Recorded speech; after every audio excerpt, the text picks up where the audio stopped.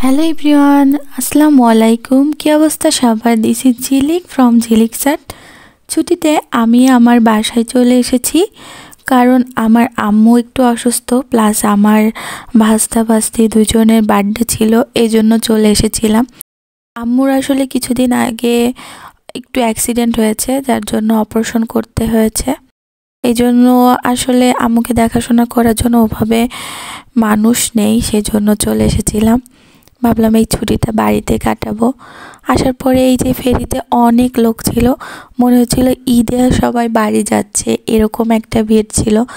সন্ধ্যার দিকে আমি ফেরিতে উঠে একটু উপরে চলে গেলাম, কারণ ফেরিতে উঠলে আমার এক কাপ কফি খেতেই হবে। এই জন্য ফেরির এই দোকানগুলোতে চলে আসলাম, বাট কফিটা একটুখানি দেয় আর প্রাইসটা এত বেশি রাখে, আমার টেস্টটাও ভালো লাগে না। যদি একটু ভালো হয় সেই ক্ষেত্রে কিন্তু প্রাইসটা কিছুই মনে হয় না, মানে প্রাইসটা ওইভাবে গায়ে লাগে না। ফেরিতে আসলে কফি আমি মানে জোরপূর্বক খাই, কারণ চা পাওয়া যায় না। আর ফেরিতে উঠে মানে ফেরির এই ভিউটা দেখে দেখে আমার চা কফি কিছুই এনজয় করতে খুবই ভালো লাগে। এই জন্য এক কাপ কফি বা চা আমার খেতেই হবে ফেরিতে উঠলে। আর এখন তো শীতের দিনে ঠান্ডার মধ্যে চা খেতে গরম গরম খুব ভালো লাগে।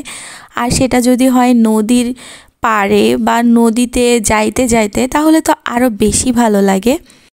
এই জন্য আমি একটু চা খাচ্ছিলাম আর কফি খাচ্ছিলাম, আর এই যে ভিউটা এনজয় করছিলাম, ভালোই লাগছিল। কারণ ঢাকা থেকে যখনই একটু গ্রামের দিকে আসছিলাম, মানে ফেরিটা আরও বেশি মাঝ নদীতে আসছিল, তখন ঠান্ডাটা আরও বেশি লাগছিল। ঢাকাতে কিন্তু ঠান্ডা পড়লেও সেটা সহনীয়, গ্রামের ঠান্ডাটা একটু বেশি ঢাকার থেকে।